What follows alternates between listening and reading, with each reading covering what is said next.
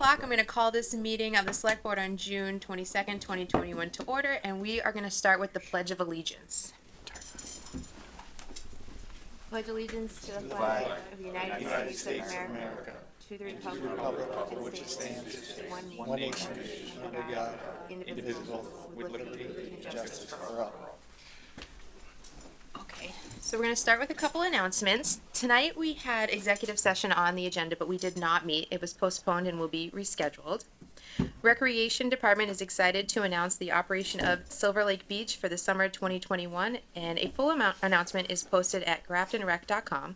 Highlights include a lifeguarded beach with limited amenities, new hours, and only season passes available and only for Grafton residents. Dates of operation will be June 26th through August 15th and run, weather permitting, Monday through Thursday from 11 to 5. And Friday through Sunday from 11 to 6. Please contact the department with any questions at recreation@grafton-ma.gov or give them a call at 508-839-5335 extension 1156 or visit their website at graftonrec.com.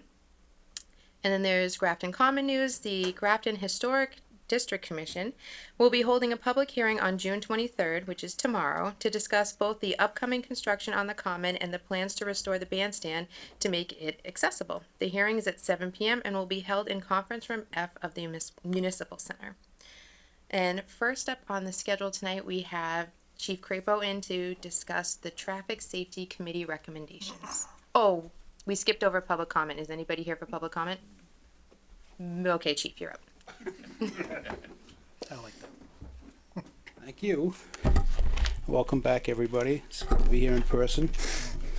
I have a bad signal at home, so. Okay, the Traffic Safety Committee met on May 13, 2021 to discuss several petitions. After review and discussion on all requests, the Traffic Safety Committee is forwarding the following recommendations to the Select Board for consideration. Item 1. Request from Adrian Santos to adjust the speed limit to 20 miles per hour and for a sign to be placed upon entering Bridle Ridge and upon entering Morgan Drive. A motion was made to place thickly settled 25 mile per hour signage at the entrances to both locations, Bridle Ridge and Morgan Drive. Motion was made, second, and passed 6-0. Did you want to go through all of them and then, I don't know how you want to. Yeah, we can go through all of them. Happy to go through all of them. Yeah, okay. The second request was from Eliza Sharaf for thickly settled signs on Sunrise Avenue and Powerline Drive. After discussion, which included the discussion of the poor condition of sidewalks in some areas and a lack of stop signs in the development, a motion was made to install thickly settled 20 mile per hour signs throughout the neighborhood at the discretion of DPW. Motion was made, second, passed 6-0. And the third request was from Marta Zytek for the following traffic safety modifications on Bruce Street. Provide walking path sidewalks on one side of the roadway, lower the speed limit and place speed limit signs, install 2 speed bumps, and make Bruce Street a one-way. After a very lengthy discussion on those items, that included increased pedestrian activity, recent repaving, exacerbating the speeding in the area, and the lack of striping, a motion was made to remove an existing 30 mile per hour sign and install thickly settled 20 mile per hour signs at the discretion of DPW. Motion was made, second, and passed 6-0. Also, another motion was made to refer the installation of pavement markings and striping improvements to the DPW Advisory Committee, and that motion was made and second and passed 6-0. So right now there are no markings, which I was surprised at too, on Bruce Street. And when you have a wide open black tarmac, as it were, it does invite speeding. So I don't know if the DPW committee will be coming forward for that, or if they're just going to make arrangements for the striping and lane lines and whatever else they need there. So that's it. Awesome. Any questions for the chief? Just one. So was there discussion about speed bumps or one way on Bruce Street? Yeah, it's been a practice since I've been here, and I spoke with Highway. We don't do speed bumps in town. In some areas, more tightly fitted neighborhoods. But even those, we have never done a speed bump in town that I'm aware of. I know the Traffic Safety Committee has never brought forth one. As far as making it a one-way, that wasn't discussed really, because that's not really an option for that Okay. location. Got it. All right, so you think the striping and the signage will be enough? Yeah, and we could say, and they can do striping. The way they do striping now, they can do some traffic calming with that, putting in the lane lines and fog lines and whatnot, and even the center lines. They can kind of squeeze it a little, squeeze the lanes together to kind of slow people down to stay within the lanes. I mean, they're not physical barriers, but it does help, and we'll have to review it once it's been installed. Okay, thanks. Thank you for figuring all that out for us. Okay, that's what I'm here for. So I'll take a motion.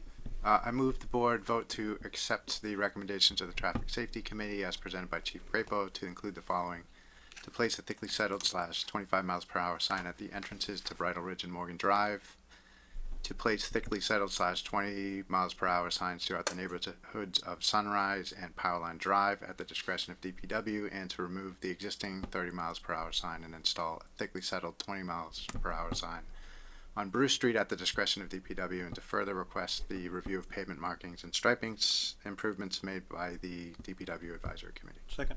Motion made and seconded. Any discussion? Okay, all those in favor? Aye. Opposed? Okay, motion passes. Okay, and just one thing just a point, just for an FYI, the police department recently obtained a grant through the EOPS, Executive Office of Public Safety and Security, Highway Safety Division. We obtained 4 speed radar signs, pole-mounted speed radar signs. So with some of the money that we had from a Warren article a few years ago, we're installing some poles, semi-permanent poles, to put these radar signs out. And the locations, if I may, just to keep you informed: Worcester Street, across from number 322. Oh, I have to put my glasses on. Doesn't go that high. I thought I had the Oh, we printing. got some extra ones up here. Yeah, from number 32 facing north, 86 Milford Road facing east, 321 Providence facing south, 111 Pleasant Street facing Main Street, and Danome Street in the area of Balin's Circle facing Millbury. So these Isn't there were one the there two. now, Chief? I'm sorry? Isn't there one there now? Yeah, but that's just temporary. Oh, These here, the semi-permanent. What's going to happen is we're we're attaching. When we got the grant, we bought them with the solar panels, so it's got the solar, so we don't have to change the batteries. Right now, the ones we have, Lieutenant Minotti usually goes out maybe every other week and changes the batteries out, depending on what street it's on. Like Milford Road, we have one there, and given the traffic, those batteries don't last very long. So now we're going to put, like I said, semi-permanent, and these can be taken down and placed someplace else if we want to in the future. But we'll have these more for hopefully traffic calming. We'll see.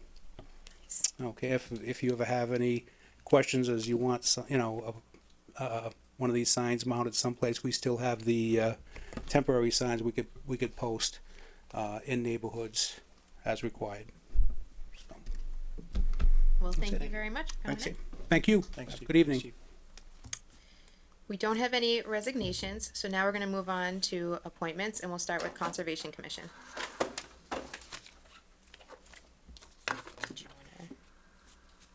So, Madam Chair, you have Elizabeth Doherty here, I believe. Oh, Elizabeth, would you like to come up and say hello? Sure.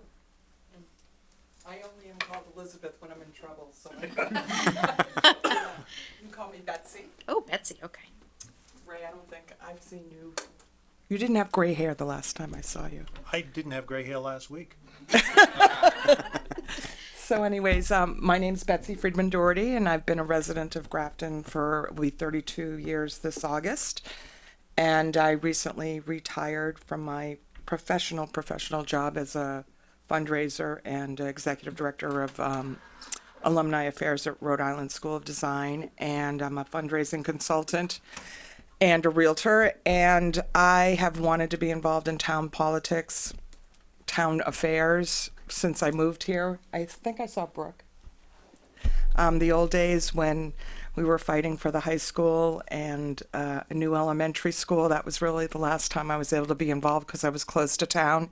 And now that I'm not living out of a suitcase or traveling so much and having so many night meetings, I really wanted to become involved. And so when I saw, literally the day I made that decision, I saw the open ad in the paper looking for volunteers.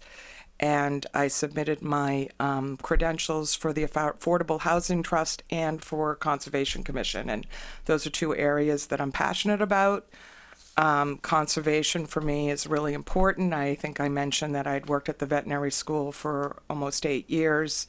And I know people see that as sort of a cat and dog and horse place, but really their work has to do with public health and conservation. And that's when I learned a lot about conservation in our own town. So I sat in on their meeting last week and was fascinated and intrigued, and they were amazed that I stayed awake, but it was very interesting. And so I'm throwing my hat in to be a member of the Conservation Commission.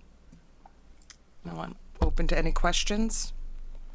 Well, thank you for volunteering. I do have one question. Sure. You mentioned the Affordable Housing Trust. Now that you're being appointed to the Conservation Committee, are you still interested in the Affordable Housing Trust? You know, I'm not opposed to it. I didn't know whether you can serve on two boards or not. Yep. So, but I did see there were many applicants for it. So if there are people who you prefer over that, that's fine. But those are two areas that I'm very interested in.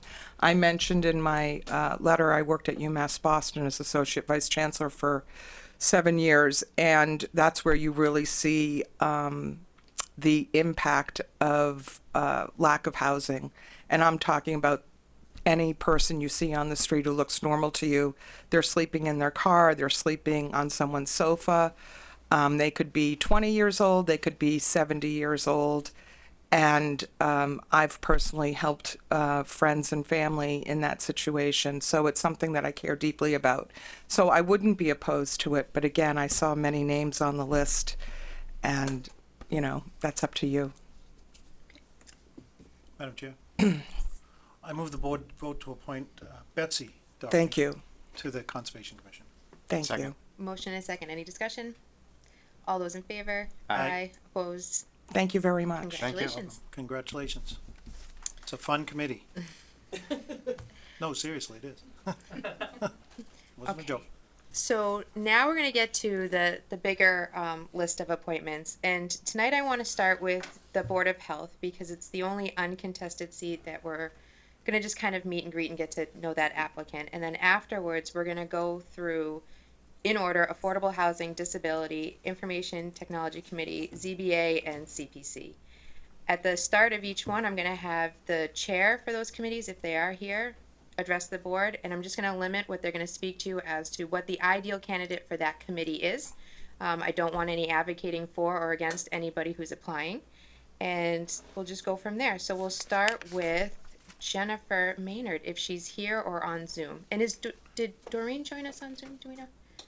I did not see her. Okay. I didn't think she. Hi, Jennifer. Hi, I too am in trouble if you call me Jennifer. Okay. Feel free to call me Jen. Gonna get that a lot tonight, I think.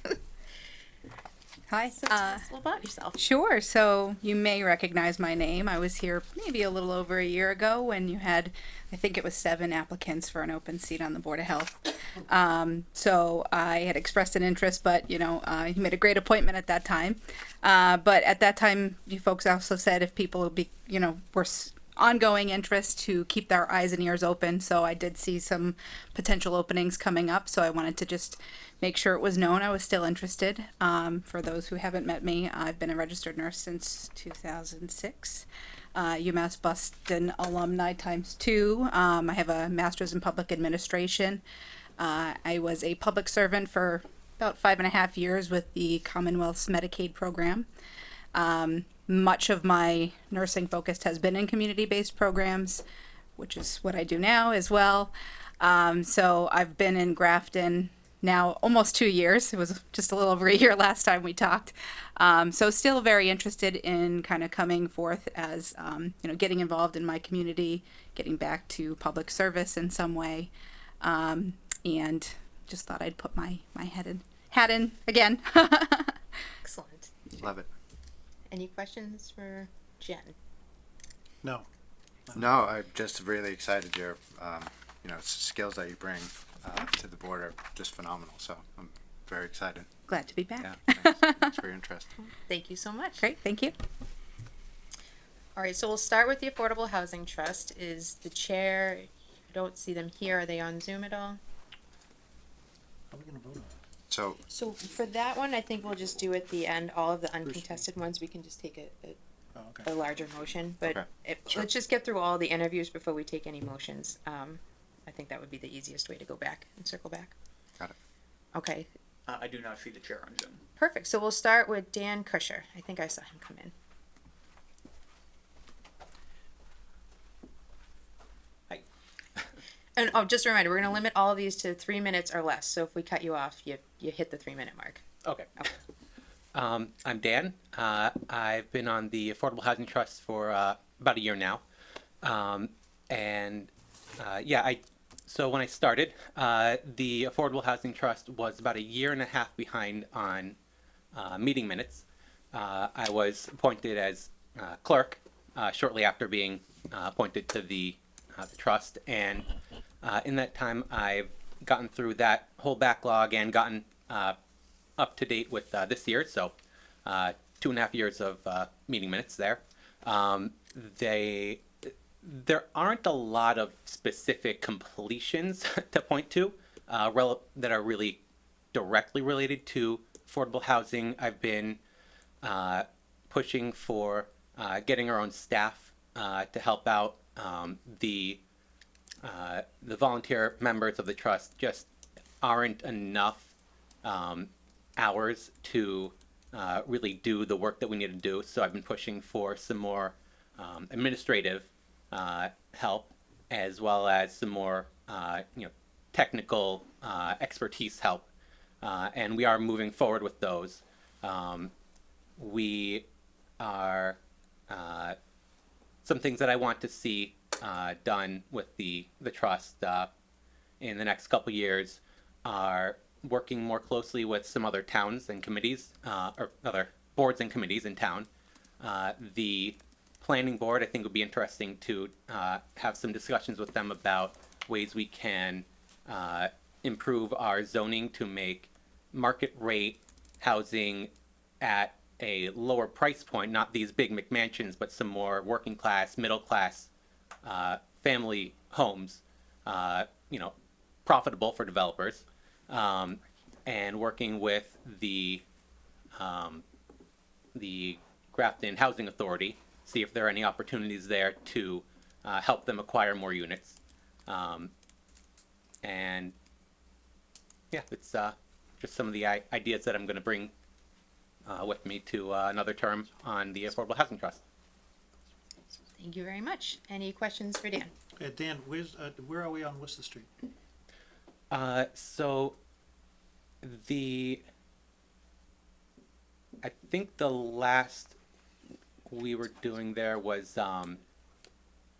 we're going to have Jen Goldson, might not be the right last name, but That's okay. she's a consultant for affordable housing. We're bringing her on to help us out with that. I'm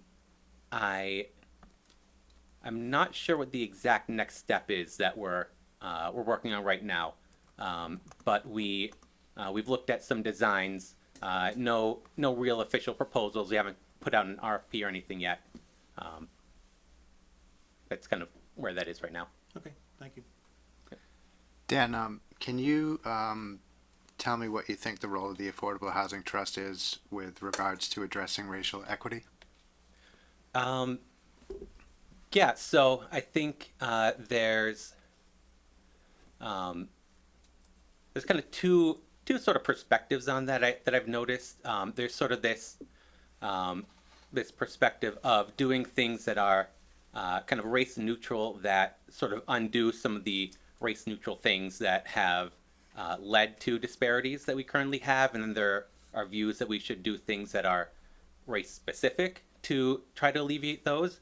I don't know if there are really ways that the Affordable Housing Trust can do the latter, but I think in terms of some more like the race neutral type of stuff, just kind of making things more accessible for lower socioeconomic status families that unfortunately tend to be more people of color rather than there are a lot of white people who are lower socioeconomic status, but it tends to skew with regard to race. So I think that's a pretty clear way that the Affordable Housing Trust can benefit racial equity.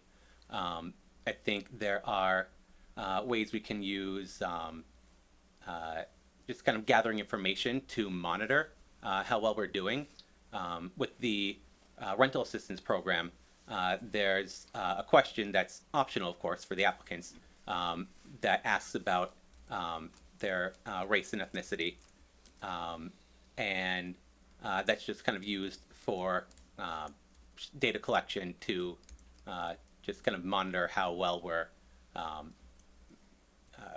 attracting people from across a diverse spectrum. I think when we talked to the consultant who was helping with that, he said it was he just uses kind of the standard one that blanking on the acronym, the state affordable housing agency recommends. So. Got it. Just a couple more questions. How long have you lived in town, and what part of town do you actually live in? So I've lived in Grafton for almost 8 years. It'll be 8 years in October, and I live in North Grafton, near the it's in the Lordville Acres complex. Thanks. More questions? No, I'm done. Thank you for coming in tonight. Thanks. Next up would be Elizabeth Hayes, and she did send us an email saying, "Hello, I am unable to attend a meeting at such short notice. I work in an urgent care clinic, and I am scheduled for a 12-hour shift tomorrow that ends at 9:30 p.m. Had I been given more notice, I may have been able to find coverage. I hope this could be taken into consideration and maybe work something out." Elizabeth Hayes. Next up is Eric Swenson. Is he here or on Zoom? He is. He's on Zoom, All right. and we are promoting him now.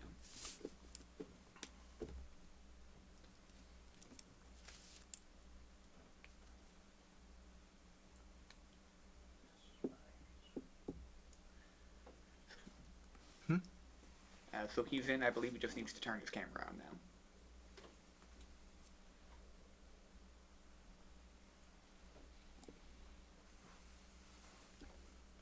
And turn on the light.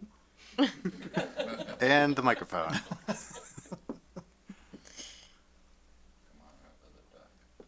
Oh, there he is.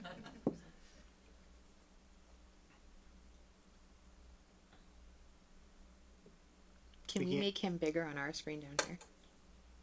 Bill would have to. Can you hear me? Oh, There there he he is. is. There we go.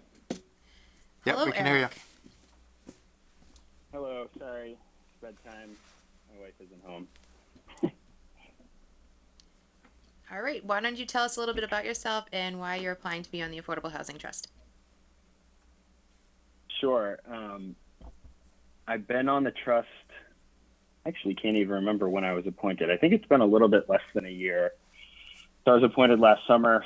I'm a huge believer in the need for affordable housing in any community, but particularly Grafton. I've lived here since 2017. I grew up in Millbury, just across the border, for all my schooling years.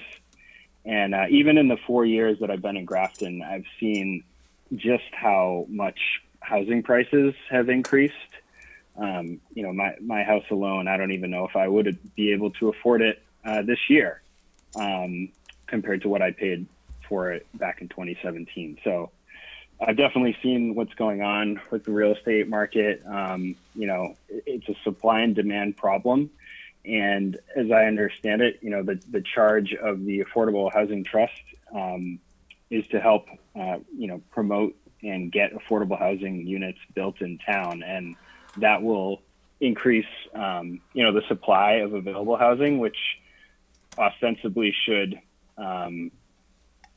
if not lower pricing, at least lessen the sharp incline that we've seen. So, like I said, I'm a huge believer in the need to build more housing, and particularly affordable housing in Grafton, and that's why I'm reapplying. Okay. Any questions for Mr. Swenson? Same questions for me. What's the role of the Affordable Housing Trust with regards to racial equity?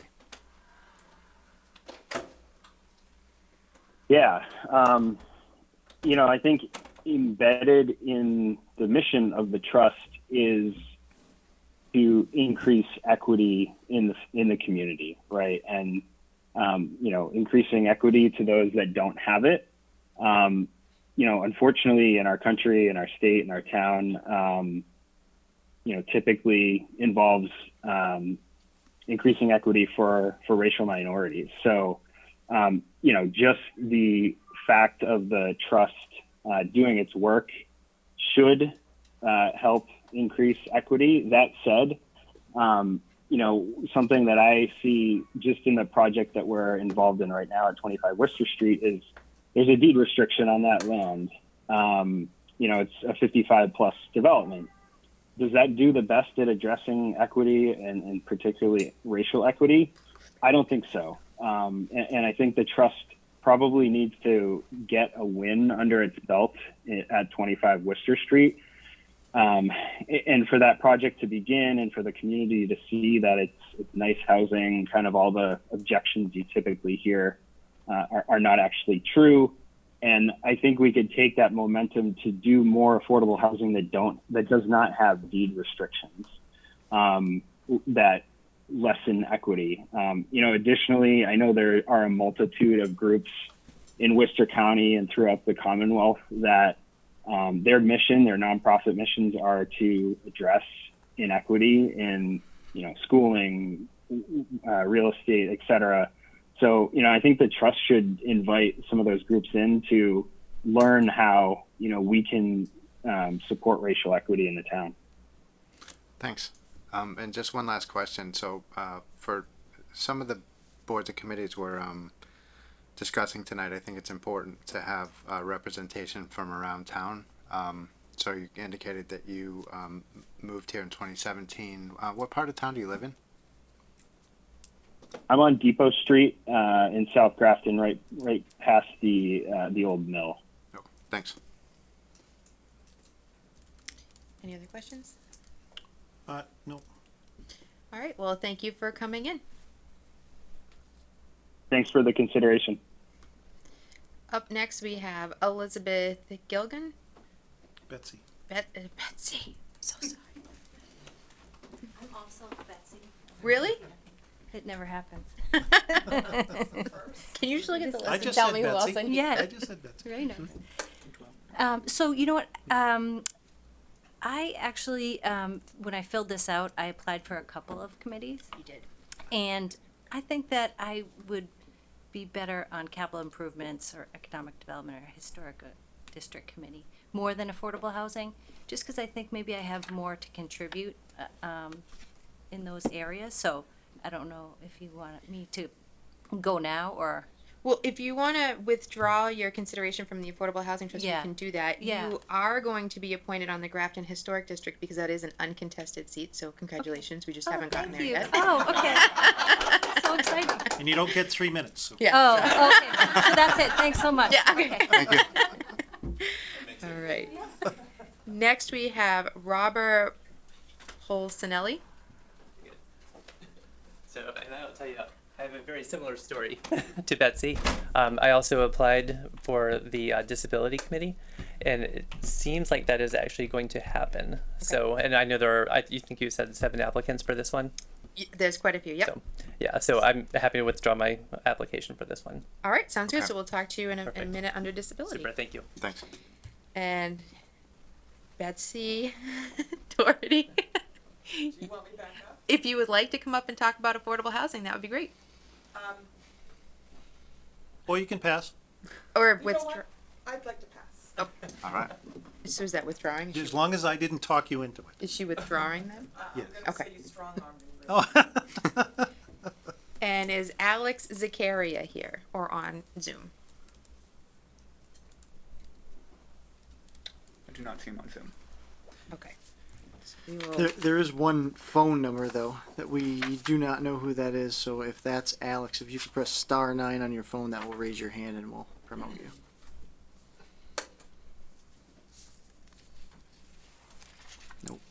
Okay. So now we are moving on to the Disability Commission, and I spoke to the chair this afternoon, and he does not have any comments to add. So we will start with Jennifer Pearson, if she is here or on Zoom. She is on Zoom. Okay. So she's being promoted now, and we'll just need to turn on the camera and microphone. Hello. Hello. Are you able to hear me okay? Yes. Yep. Okay, so my name is Jen Pearson. I was appointed back in September to fill the remaining time on this term for the Disability Commission. First of all, thank you very much for the appointment. It's been such an incredible pleasure to serve. The members are fantastic, and the commission's been doing some wonderful work. I did reach out previous to this meeting, and I spoke with Mr. Polsonetti. As you may be aware, I had said during my interview for the position that I may end up needing to move from the town, and that has happened. I also recently had the birth of a new child in May, but I did decide to reapply for the commission because it's important to me to ensure that the board wouldn't have any vacancies and that they could continue doing the fantastic work they've been doing. Given what the conversation I had with Mr. Polsonetti, I respectfully would like to, and at the pleasure of the board, withdraw my name from consideration and put in a recommendation that the board consider Mr. Polsonetti to be appointed for the seat that I had been serving in. It does appear that he has some fantastic skills and knowledge that may be incredibly useful for the upcoming projects for the commission. So I just like to say thank you very much for taking the time to hear me out.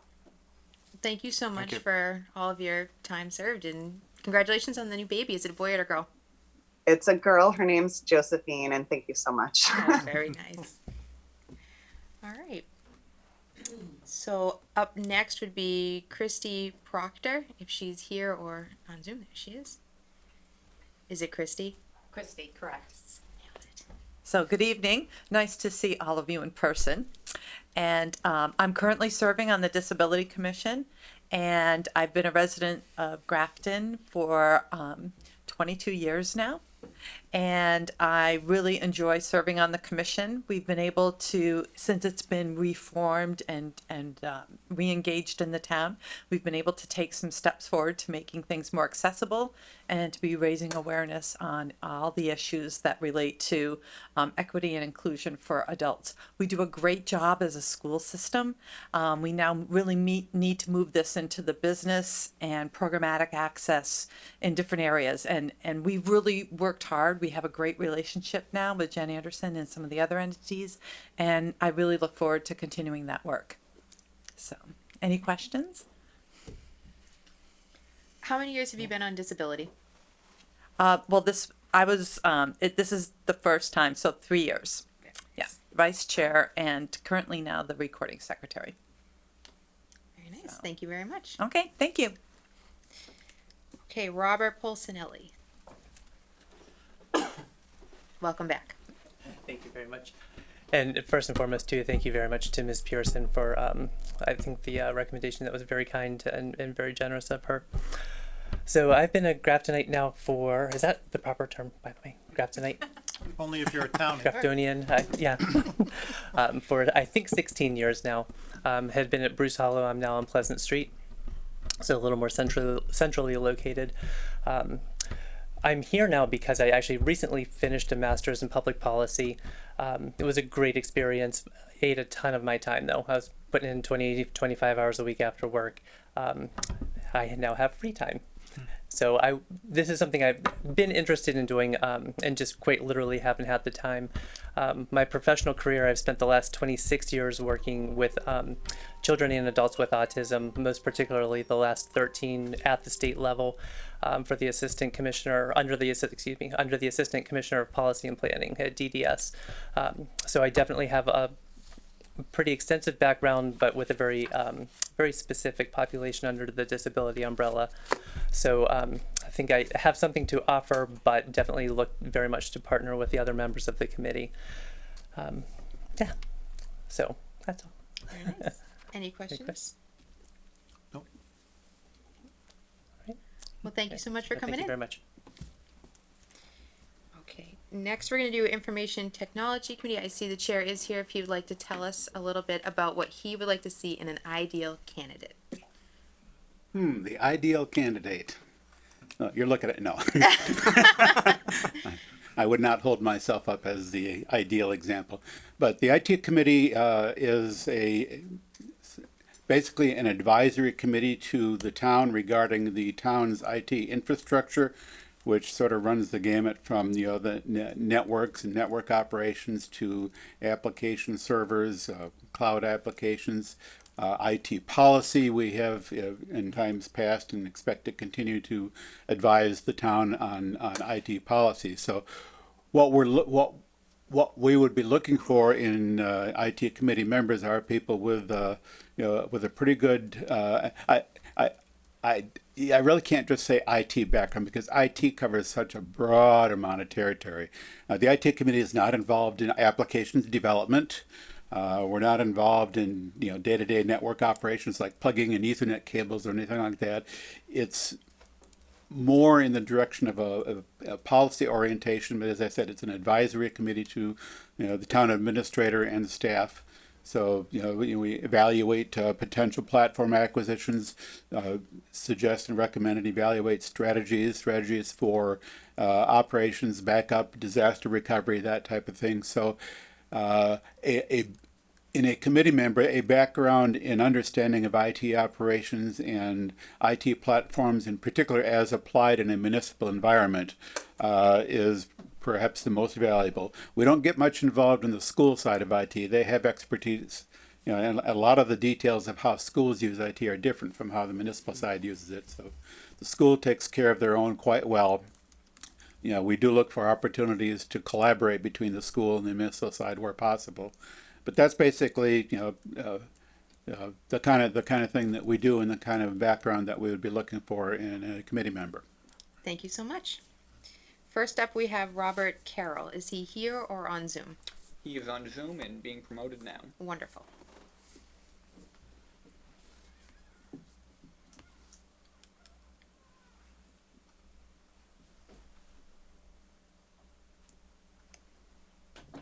Hi, this is Bob. Welcome. How are you? Good. Can you hear me? We can. Yep. Okay.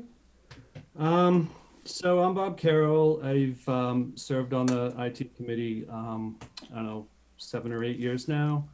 Been a past chair. Didn't realize or understand this was contested, but that's okay. I currently work for a $4 billion company in annual revenue, 26,000 employees, global, headquartered in Boston. Let's see what else. I am currently a program manager in information security. I manage information security projects, IT, infrastructure, networks, authentication, all the nuts and bolts. One of our lines of business is data centers, so very familiar with data centers. Also get very involved with what's called governance, risk, and compliance. So that's where policy comes into play, standards, and all the associated documentation that go along with any technology. Kind of going back in terms of relevant experience. In the past, I've worked for the state of Vermont, for the governor's office, the agency of administration. In Vermont, I implemented Oracle PeopleSoft. That's a finance and administrative application. Basically, ran the budget for the state. At the time, it was about $6 billion. Also implemented their procurement solution, iPro, and after that, did a couple other project work for the office of the CIO for the state of Vermont in the capacity of what's called independent verification and validation, essentially serving as an agent hired on the outside of the state to independently evaluate deliverables, work products, solutions on behalf of the state. Going way back, in the past, I've worked on nuclear submarines, designed submarines, stealth bomber, stealth aircraft, early part of my career. So done a lot of things. I have a wife and 2 kids, grown kids, and 1 grandchild, and we're in North Grafton. Very nice. Any questions for Mr. Carroll? Been busy. Has so what would you consider Grafton's most important technology risks, and do you have any ideas on how to address them?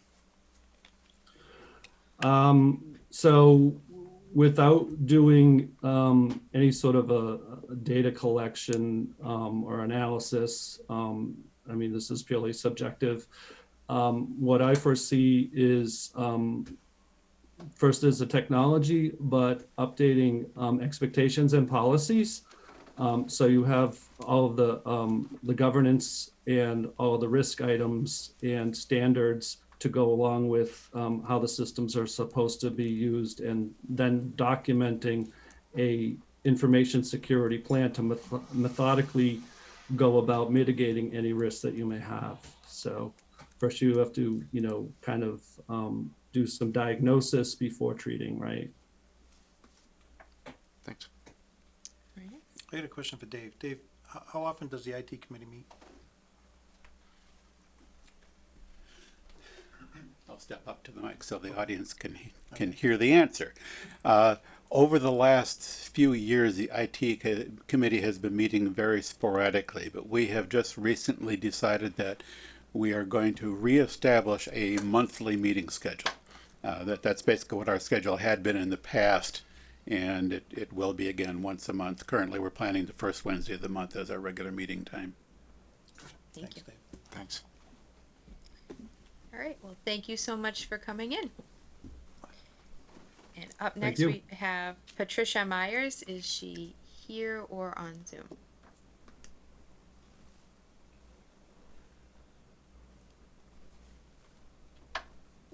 I do not share on Zoom.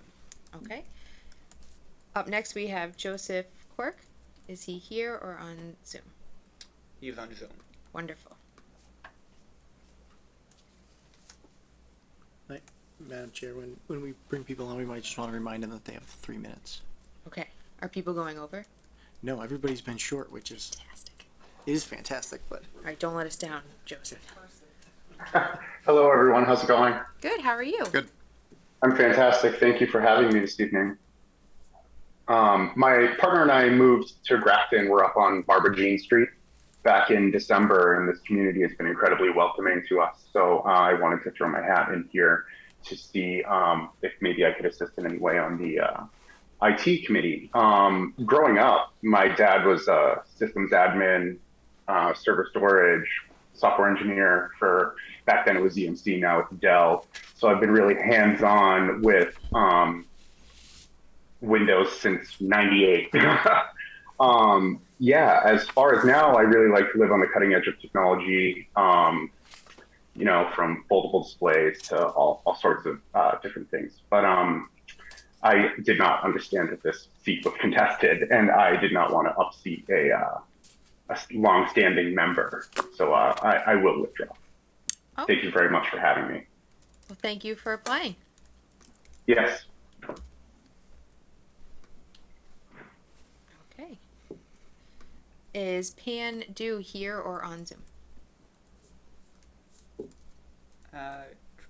They were on Zoom, but I do not see them anymore. we'll circle back if they come back on. IT problems. IT. Yeah, you can't trust that IT stuff. Yeah. Technology. Alan Baker, hello.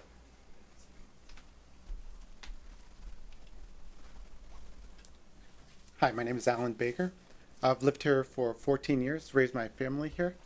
And having lived here so long, I've looked for a way to try to give back to the town that we raised our kids in a way that I feel pretty qualified to do so. A little bit about myself. I've worked as a network, I've worked in the network industry for 25 years, 22 of those as a network engineer. I was the principal network engineer for 2 different Fortune 500 companies. I'm currently the primary architect and network engineer for Worcester Polytech Institute. I've worked for telephone companies. I've worked with telephone companies for as far as providing access to areas. I've worked with network security, worked with all aspects of securing an environment and planning out an infrastructure.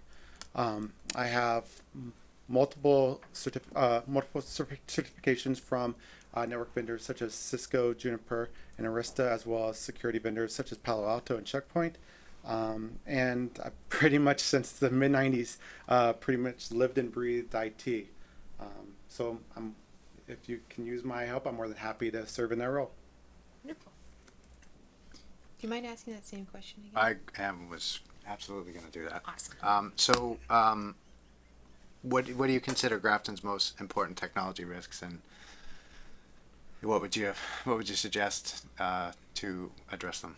So I'm going to have to probably answer out of that the same way as previously, that without knowing much about what Grafton has as far as infrastructure, it's going to be kind of hard for me to answer that.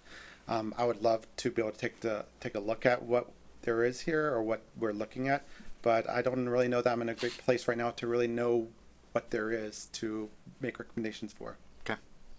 That's fair. Well, thank you so much for coming in. Thank you. Thanks. All right, and then back to Alex Zakaria, who we didn't see before. Are they here now? Alex Zakaria is not on Zoom. Okay, and Pan Du is still not here. Okay. No. All right, so now we're going to go up to the ZBA. Is the chair here or on Zoom? The chair is on Zoom. Okay, And they've been promoted to a panelist. wonderful.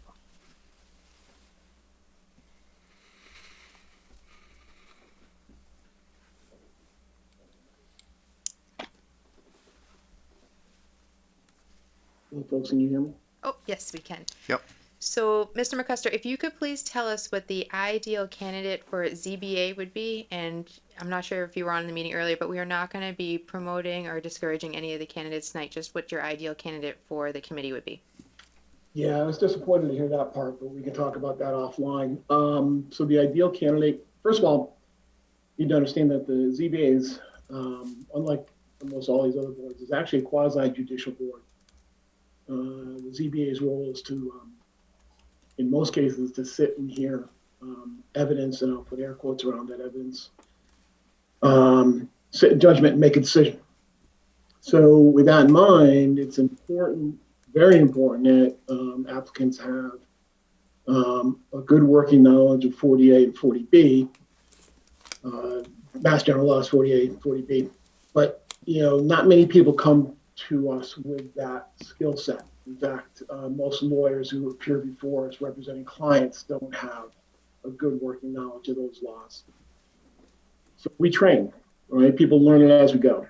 And more important than actual the words in the statute is the case law, and there is a lot of it. So it's that working knowledge of 40A and 40B that's so important. The ability to listen to a lot of what essentially is noise, and be able to synthesize everything that people say. You need to be able to synthesize it down to the facts that are relevant, findings that we need to find, and the facts that are relevant to the specific sections of 40A or 40B that are happening. That takes a lot. I mean, you can get people to come up with some pretty compelling arguments and tear jerkers and pulling at the heartstrings, et cetera. But at the end of the day, there's a law there. And you need to be able to synthesize through everything you hear to the law.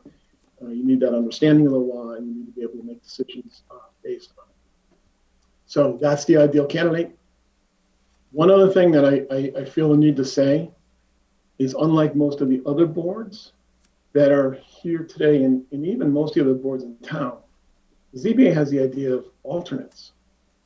And for the past 29 years that I've been involved, the way somebody becomes a permanent member is they get elevated from being an alternate. So when a permanent member leaves the board, one of the alternates is generally appointed to the role of permanent member, and then the select board appoints someone to the alternate role, which you are potentially looking at doing today, because the 3 positions that are up for reappointment are all permanent members. You are potentially considering putting someone new into a permanent role. We've never done that in the 20 some odd years I've been there. So I just wanted to point that out as well. And as Ms. Roy and I discussed offline, I understand this whole process is new and working through some kinks, and that's just another one that occurred. So I'll answer any other questions, or hopefully I gave you a good synopsis of what the ideal candidate is. I do have one question. Are you saying every existing member on the board now started as an alternate? I so desperately want to say yes, but the fact of the matter is I am the only one who actually was appointed directly to a permanent role. That was 20 some odd years ago, and there was a lot of there was some politics involved, and basically the select board at the time did not like the alternate who should have been appointed into the permanent role, and they refused to appoint him into it, and they put me into it instead. But since then, every single one, everyone who has gone into a permanent role has started as an alternate. Okay. No exceptions. I was the last Except one. you. Okay, appreciate it. Thank you so much. Yep. Any other questions for Mr. McCusker? No, that was really useful. Thank you. Yeah. Okay, so first up we have Marianne DeRozier. She is on Zoom and being promoted to a panelist. Wonderful.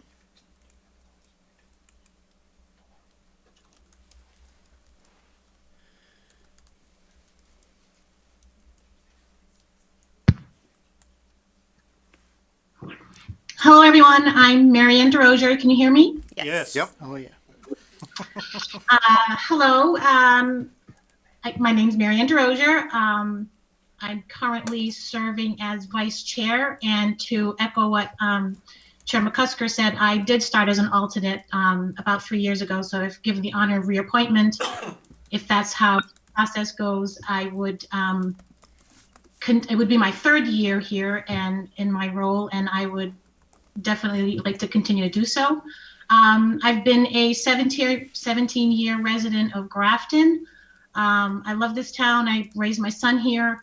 I'm also an attorney, and I do have a good working knowledge of the 40A, 40B bylaws for the town. And I'm particularly proud of the work the board has done with respect to Prentice Place, which is one of the current 40B developments getting off the ground.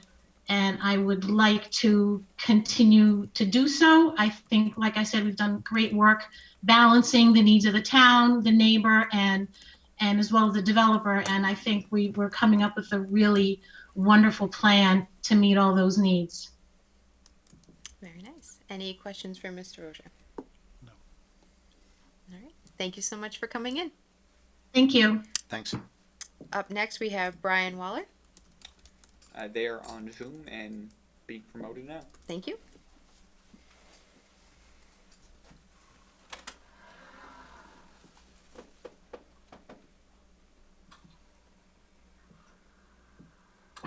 Welcome, Brian.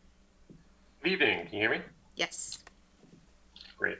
So my name is Brian Waller. I'm presently a member, I believe a member at large of the zoning board. I also started as an alternate, I believe in 2018.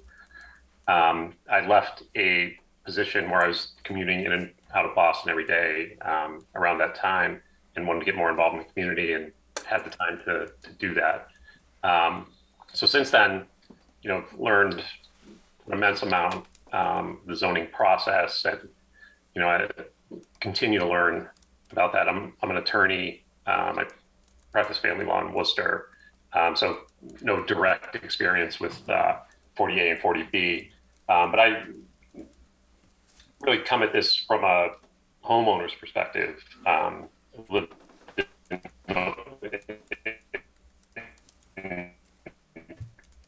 20 years. I think it'll be, we basically try to look at things as, the benefit versus the detriment to the community, and try to keep an open mind with everything that comes before the board. Thank you. Any questions for Mr. Waller? All right, thank you so much for coming in tonight. Thank you. Next up, we have Stephanie Brusso.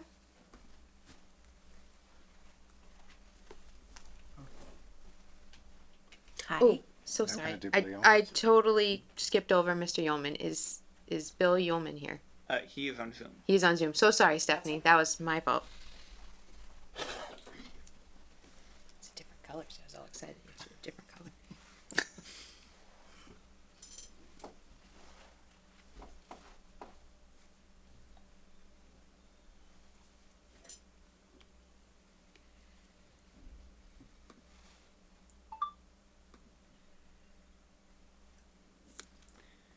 He's in here twice, so I'm just gonna make sure we promote the right one.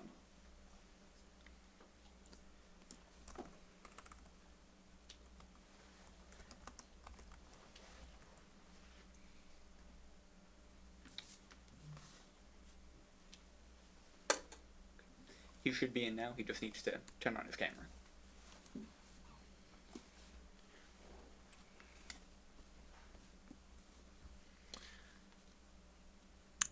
There he is. Hello, Mr. Yeomans. We're having a hard time hearing you.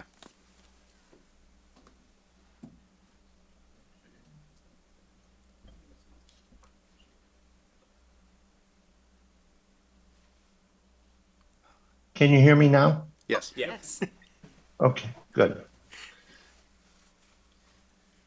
Good evening, and thanks for the opportunity to speak about my desire to be reappointed to the ZBA. And I'm just going to read a brief statement, which I think will highlight and keep me within a very, very short minute or two.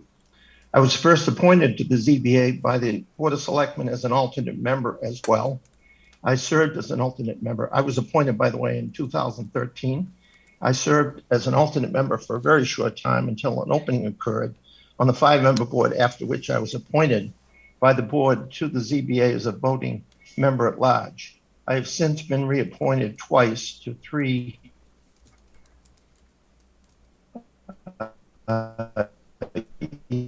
terms. During the past 8 years, I presently serve as a member at large. I've attended all meetings except for only 2 missed due to an eye operation. During my time on the board, I participated in numerous hearings, included as General Law 40A land use zoning appeal cases requesting variances and special permits, Mass General Law 40B comprehensive permit for affordable housing. This experience included many complex hearings required for 2 new 40B comprehensive permit applications place, as well as required hearings dealing with modifications to approved 40B comprehensive permit projects that are now in place. And we also dealt with appeals of zoning enforcement officer decisions when a decision made by a zoning enforcement officer, ZBA. The reason I'd like to be reappointed is I feel the experience I've gained over the past 8 years, combined with my interest, and if reappointed, benefit and well-served Grafton and its residents. I thank you for your consideration, and I'll be happy to answer any questions you may have of me. Thank you for coming in. Do we have any questions for Mr. Yeomans? No. No questions. No questions. All right. Thank you so much. Thank you. Thank you very much. Should be on IT with those two logins. That was pretty fancy. Okay, Stephanie Brusso. It's your turn this time, I suppose. Hi, thank you for having me here this evening. My name is Stephanie Brusso. I am relatively new to town. My husband and I and our now 10-month-old son moved here in January. We bought new construction on Clearview Street. In terms of my background, I went to Babson College. I graduated with a Bachelor of Science in entrepreneurship with a focus on family business succession. When I graduated, I joined my family business. We focus in residential real estate development, single-family homes, and condominiums for the most part. I have a Massachusetts unrestricted construction supervisor license, as well as a Massachusetts real estate broker's license, as well as a broker's license in New Hampshire. I have an extensive knowledge of both 40A and 40B from projects that we've worked in.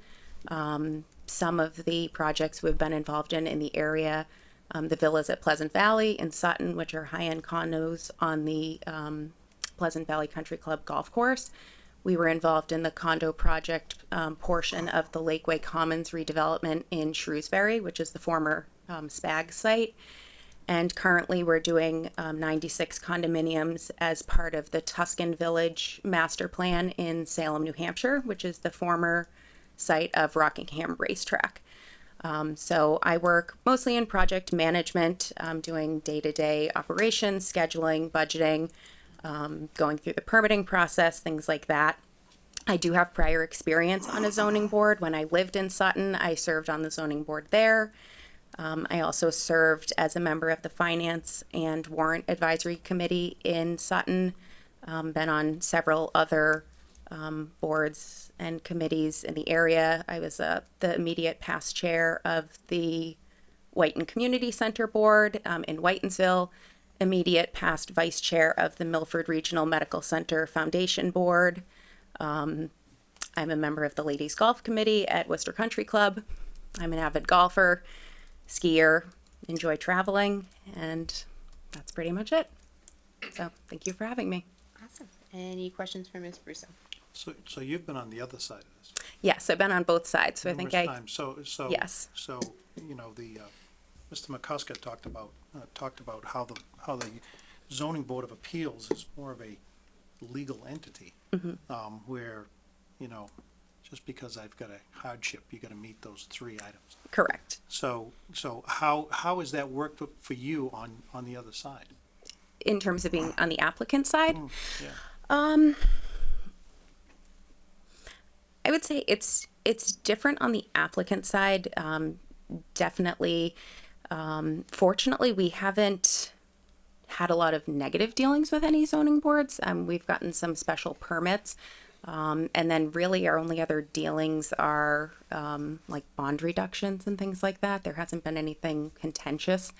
So. Okay. But you agree it's a legal entity? It is. Yeah. Yes. Okay. Yeah, I'm all set.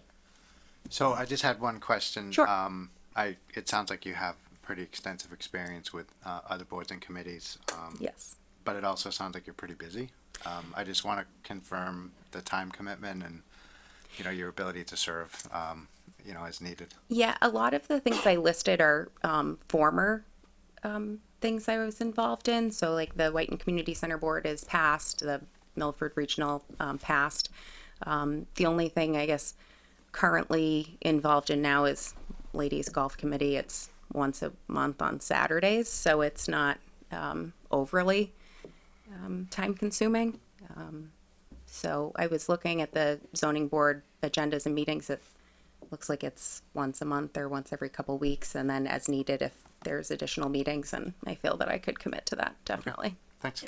Thank you. Thank you so much. Before you move on from the zoning board, the Grafton zoning bylaws 1.4.1 do allow you to appoint up to 2 associate members. Awesome. Thank you. Yep. All right. Up next is Community Preservation Committee, and I believe the chair is here as well if he would like to come up and tell us about the ideal candidate for the committee. Good evening. John Stevens. CPC is a 9-member body, and one of the most important things about CPC, because it is so technical, that you have a good working knowledge, basic understanding of the Community Preservation Act, because there are a lot of things that we can do, but there are a lot of things that we can't do for affordable housing, open space, recreation, and historic preservation. So we have a lot of people that come to us. It might be a great idea, but we can't do it, and we're tied. Our hands are tied by the law. So that's a delicate dance that we have to do, because you don't want to disappoint people, but you also have to follow the rules. Another really important thing is we are an active committee. We're a busy committee, so you do have to have availability. You have to be able to meet. We meet the fourth Thursday of every month. We might have more meetings depending on, a lot of times we have emergency meetings if there's a project that requires us to meet or have a vote to do something. What else did I write down? Project management is really a good skill if they have that, because we do have projects and each member has supervision of a project, works with a grant recipient so that they make sure they're following what the grant is doing. They keep in touch, give a report every month, try to keep tabs on the funding, or the spending rather, of the project. And this experience as a member of a multiple member body is a good thing. You know, the more experience you have, the better.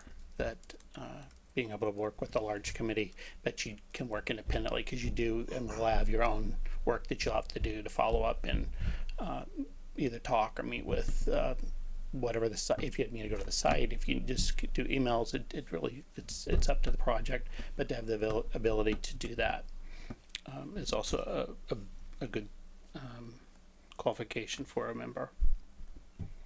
Perfect. Any questions for Mr. Stevens? Nope. Thank No, you that so was much. useful. Thank you. Okay, up first we have Paul Scarlett.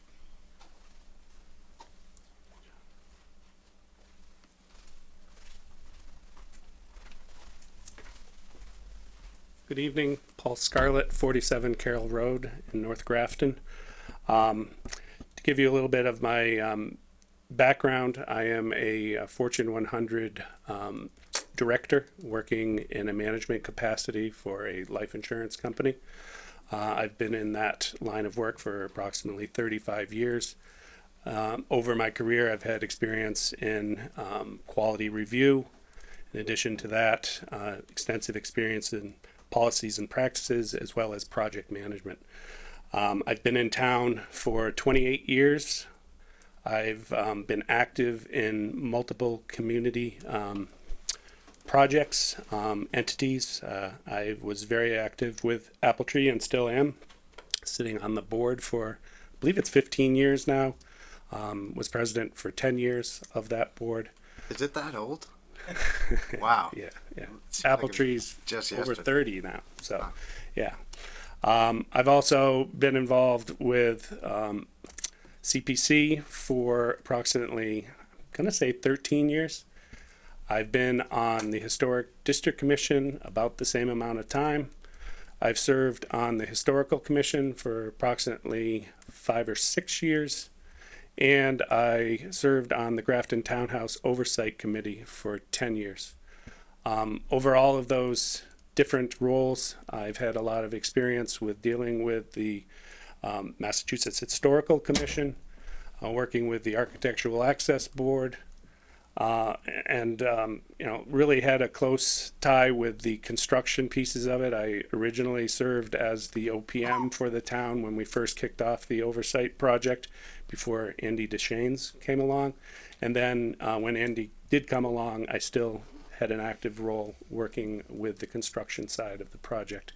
Currently, we're involved, the Historic District Commission, in a project that will be kicking off July 1st for improvements on the Common, and I've been very involved with that as well. Happy to take any questions. Okay. Any questions for Mr. Nope. Scarlett? Just a couple quick ones. So what kinds of criteria and priorities do you consider when evaluating a request for funding? Well, we have to first determine whether or not it meets the CPA law. And then we have a town plan, which we've been working to update, that prioritizes projects. Just this past year, we spent quite a few hours reviewing that plan and updating it. So we would definitely rely on that. Okay, thanks. All right, thank you so much. Up next is Jen Thomas, and she sent us an email that says, please read my following statement into the record during the CPC appointment discussion. I am unable to attend due to extremely short notice I was given and an ongoing commitment that I have on Tuesday evenings. I would like to continue serving on the Community Preservation Committee. My years of experience have made me uniquely qualified for a position on CPC. I have worked as a park ranger and a recreation forester, providing a background in land management, recreation policy, and community outreach. During my 19 years in Grafton, I have served on the, I don't know how to say this one so good, Hassanamesset. Yep, that's a weakness. Woods Management Committee, Community Preservation Committee, Select Board, Affordable Housing Trust, Open Space, and Recreation Plan Committee. I have volunteered in countless other capacities in town government, Grafton Soccer Club, Grafton Little League, Boy Scouts of America, and the Grafton Public Schools. My understanding of the Community Preservation Act is an essential component of being a member of the CPC. Grants must comply with the CPA, and members of the CPC are responsible for assisting applicants to ensure compliance. I have experience in all areas of the CPA, including the affordable housing, open space acquisition, recreation, and historical preservation. Thank you for your time, Jennifer Thomas. I did ask her how long she has served on CPC, and she has served for 18 years. Next up is Richard Whitney.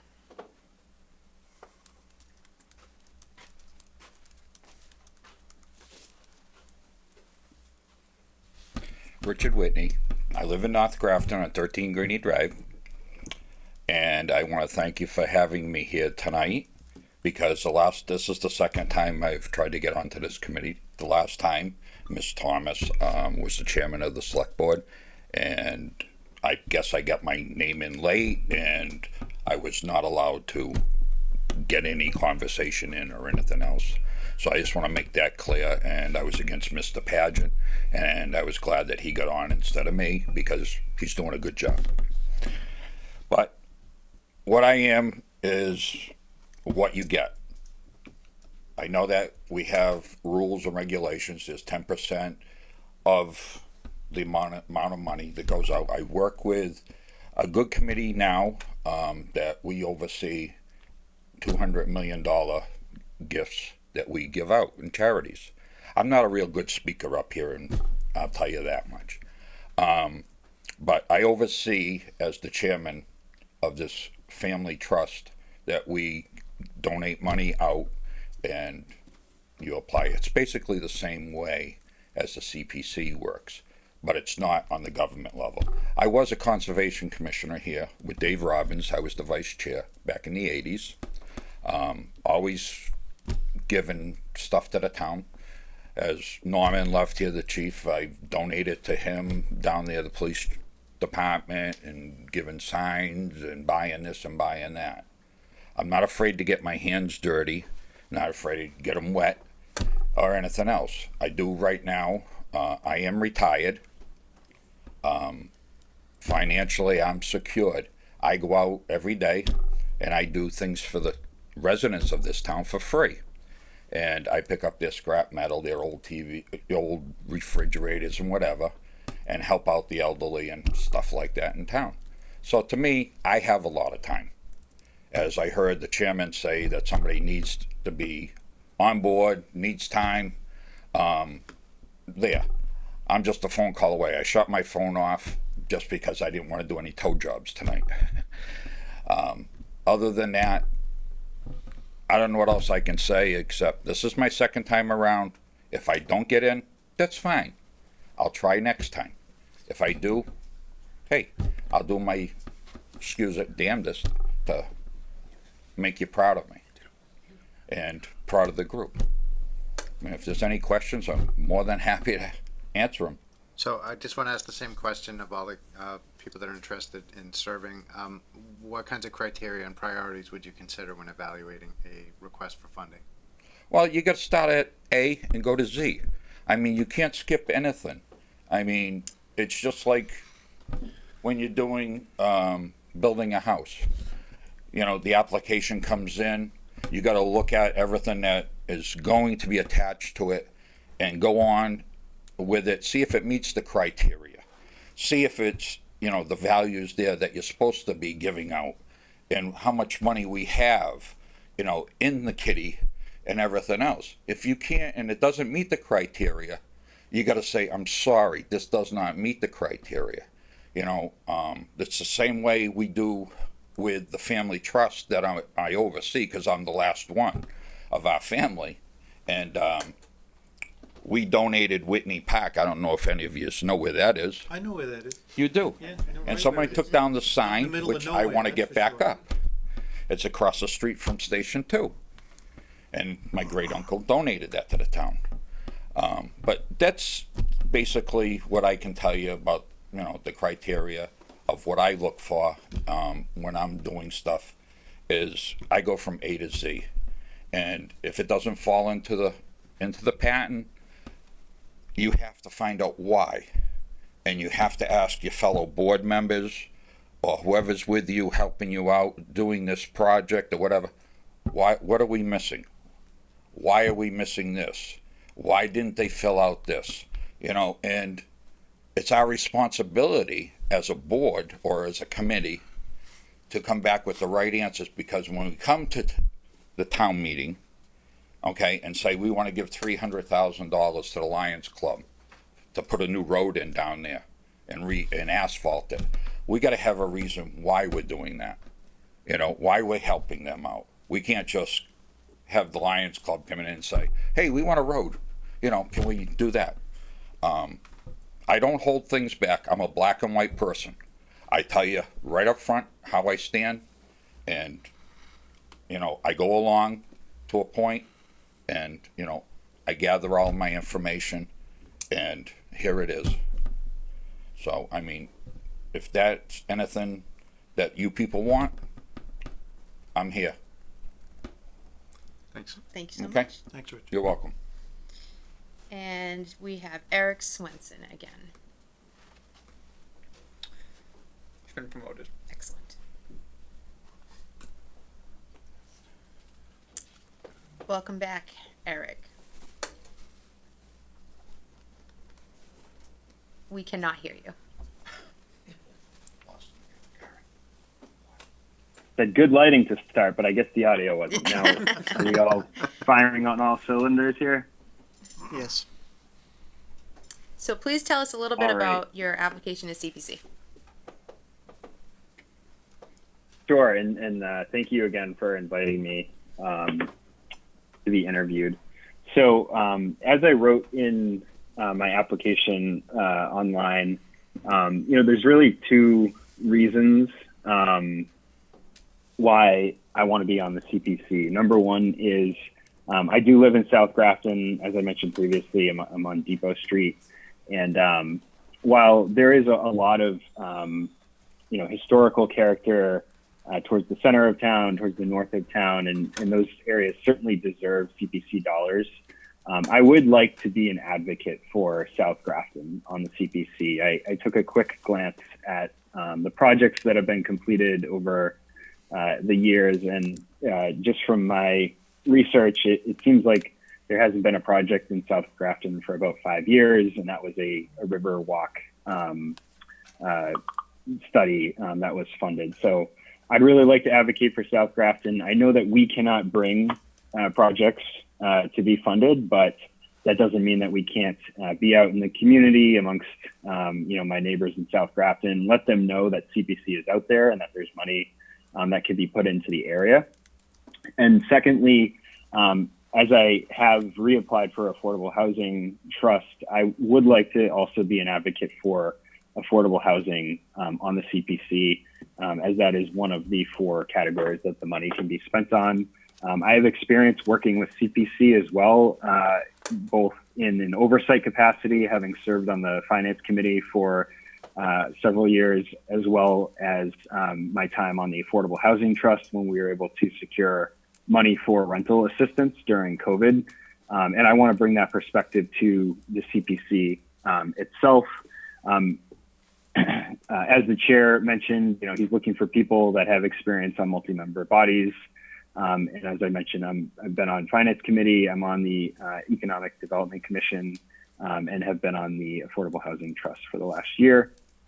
So I'm familiar with working with others, and in my capacity on FinCom, very familiar with how the finances and funding for CPC work in terms of the surcharge and the match from the state. And finally, I think, I want to bring a fresh perspective to the board. Having worked with it, I think it would benefit from some new perspective, and I think I can bring that. Happy to answer any questions. I just have one. When you think about funding requests, what kinds of criteria and priorities would you apply? Yeah, probably won't come as a surprise, but I would say my number one priority would be housing, affordable housing. That is, has to be gained in conjunction with the Affordable Housing Trust, which hopefully I would be on that board as well and might be able to act as a good liaison, but that will definitely be my number one priority. After that, it's kind of tough to choose, but, I would say like open space and rec kind of go together, and I would view those as the second priority when there are no affordable housing, projects that can be funded at the time. Okay, thanks. Thank you so much for coming in. Thank you. Okay, so I just want to take a second to thank everybody who did come in person and joined us on Zoom. This is a new process this year, and I feel like it's been going pretty well so far, so thank you guys. At this point, we can start just going through the motions for the uncontested positions. Do you guys want to do that, and do you want to do it separately, or do you want to do it in one big motion? I'm just doing one. How would we do that mechanically? Mechanically, we'd like- probably have Just have to to, list each one. and yeah, then- just go through reading it. Yeah, just list each one.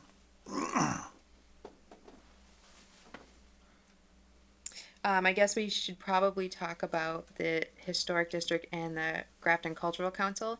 There is an applicant that did not show up tonight. There are open seats for this person, and they did express interest, so do we feel comfortable appointing them?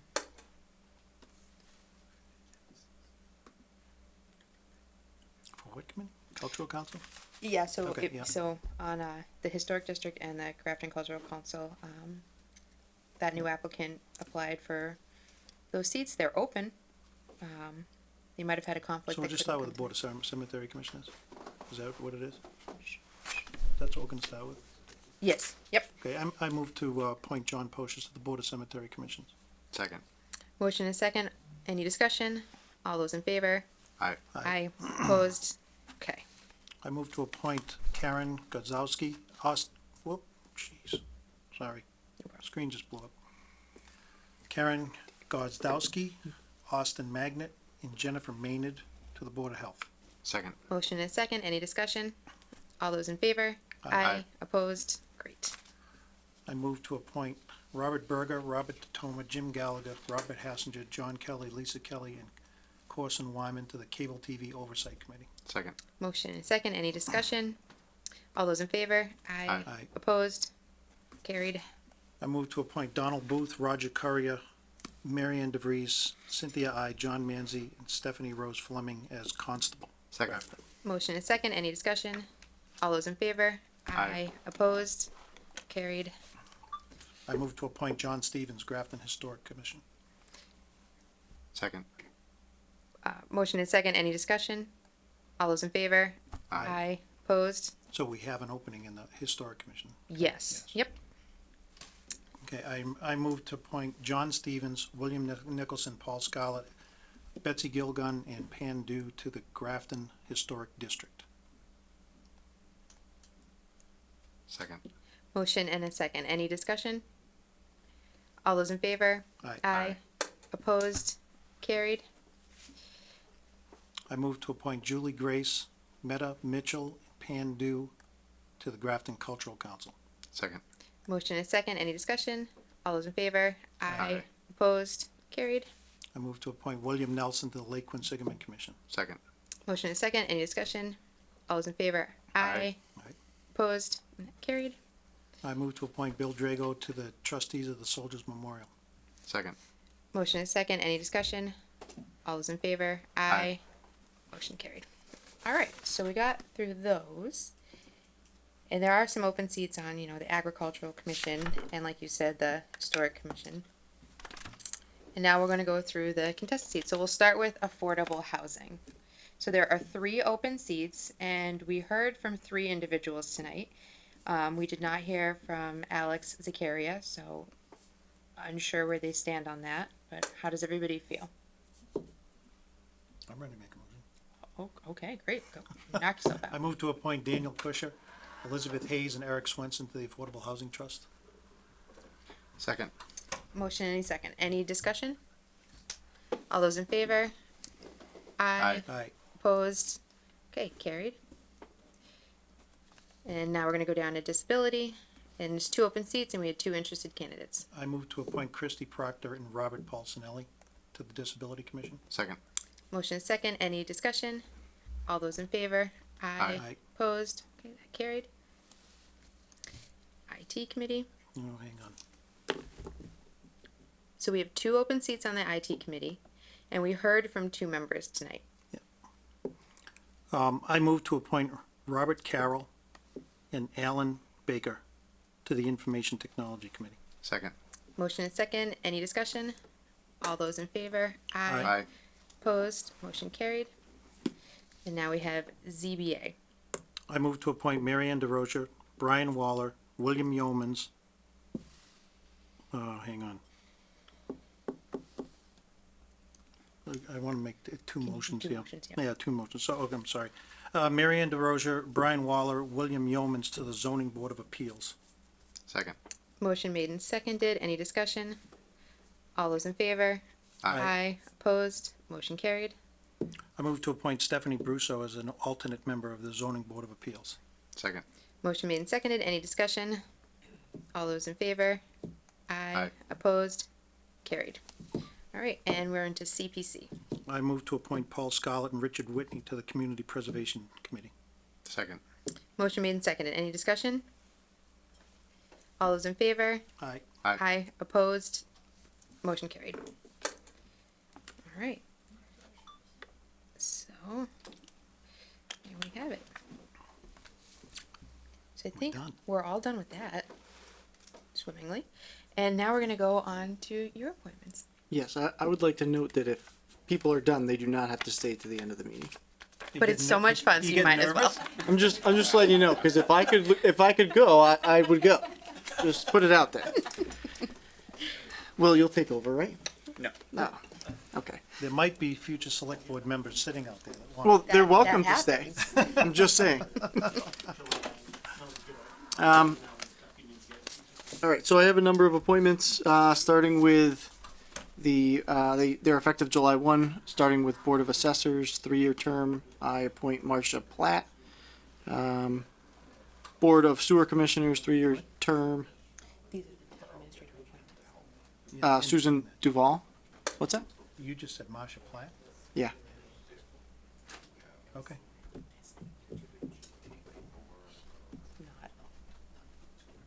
Is there something we need to know about? Okay, so burial agent Justin Sousa, keeper of the lockup Chief Crapo, traffic safety committee John Bouchard, Paul Carnoyer, Chief Crapo Daniel Pogrzelski. There he goes. That's a tough one. John Rael, Scott Rossetier, and Brian Cizurko. And I think you all just have to affirm that, correct? Yeah, we do just have one motion to affirm it all. Yeah. Hang on. Sure. Okay. When did you last talk to Marcia? I talked to Mary Oliver about Marcia today. Okay. I think we're okay. I don't see anything popping up. This is really kind of weird. Okay. So I'll take a motion. So I make a motion that we confirm the appointments as presented. Second. Okay, motion and second. Any discussion? All those in favor? Aye. Aye. Opposed? Motion carried. Thank you. Welcome. We have a few hands raised. Awesome. Do we know who they are? So we have Bill McCusker, the chair of the ZBA, and then we have a person calling in, so it's just a phone number. Yeah, no. Well, I'm sorry, Madam Chair. You do what you want. I was interested, but I don't know now. So the phone number, just put their hand down, so we just have Bill McCusker now. Okay. I mean, let's see what he has to say. Oh, I was just talking about the phone number. Okay. Bill has God been knows who's that promoted is. to a panelist. Thanks, Will. Just want to make sure we made the appointment correct. Maybe he's got a tip on that. Can you folks hear me? Yeah, that's found that one. Yeah. Yeah, we can hear you, Bill. That was me on the phone as well. I was desperately trying to get your attention. You can't do what you just did, appointing Ms. Brusso as an alternate. While Mr. Broussard is correct that you can appoint 2 associate members, you've already done that. Those are the 2 alternates that we already have. There is no open alternate slot on ZBA. I can't. So He's saying we can't appoint Ms. Brusso as an alternate because there are no alternate spots available at this time. Can, So do we just need to reconsider it? yes, thankfully that was a separate motion. I guess we'll have to, we'll Yeah, just just have to withdraw it. withdraw it That's for all. now and then bring it on the next agenda next week if we figure out a different way, and we'll contact her and let her know. All right, so you made it, so you withdraw it. Yeah, I withdraw. All right, Second? Okay. second. Motion withdrew and seconded. All those in favor? Aye. Opposed? Okay. William, can you put that on your to-do list to contact Ms. Brusso and let her know that we're trying to figure out something for her and keep her posted? Yep. Thank you, Bill. We didn't realize that. yep, you're welcome. Have a good night, folks. Thank you. I do want to get her involved because it's hard enough to get people involved, and she had experience. Absolutely. That'd be good. Okay, regional health services. Oh, sorry. I was reading bylaw. About regional health services, right? Yes, please bear with me for just one sec. I moved on to something else. No problem. So this is a re-upping for 1 year of our IMA with Worcester County. The increase, which I'm just trying to pull back up here because I closed it. The increase is due to 2 things. There's about 18,000 and change in there that is recoup money from the pandemic. We'll be able to use the ARPA money to cover that cost. That is a one-time recouping of that money. And then there's a 2% increase for the standard contract. We only did a 1 year increase as we review what we're going to be doing in the future. But for the time being, stability seems to be warranted. I lost my packet. Maybe the IT committee can help me figure out how to use this stupid thing. So that's pretty much it. Everything else is the same. So same terms, same services. Correct. No change. Yep. Do you want to look at the contract, or? Yeah, that would be fantastic. Thank you. You can just put it down. I was just trying to find the exact amount. Is this a touchscreen? It's a touchscreen. So the total sum, it's $10,408.44 per month for a total sum of $124,901.28 for July 1 through June 30th, 2022. And again, 18,000 of that is a one-time fee, so it would revert back to that after this fiscal year. I did meet with the Board of Health, who agreed with the both the contract and the 1 year extension of terms. And it's budgeted. And it's budgeted, correct. Yep. So what would the discussion look like over the next year about what we might be doing? We need to do a cost-benefit analysis of whether or not that works for the town of Grafton. You can take that back, sorry. Yeah. When I had got here in February, there was a lot of back and forth about whether or not we want to look at a different model, did we want to have different conversations. It became pretty apparent pretty quickly that we can't start that conversation in February. So we'll do a 1 year extension. We can have that conversation, look at the cost model, and then come back and either do a re-up for 3 years with Worcester, or go in a different direction if we so choose. Okay. Perfect. Okay, thank you. Any questions? No. All right, I'll take a motion. So I move the board vote to approve the contract with the Regional Health Services as presented by the town administrator. Second. Motion and second. Any discussion? All those in favor? Aye. Opposed? Motion carries. All right. So any select board member reports? Town administrator report? I just want to let everyone know or remind everyone that we're still in the mosquito control project.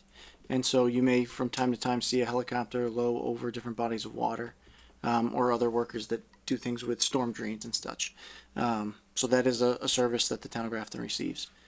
We will be putting that information out on our Facebook page and the website as it becomes available, which we've been doing, but I just want to remind folks that that goes on.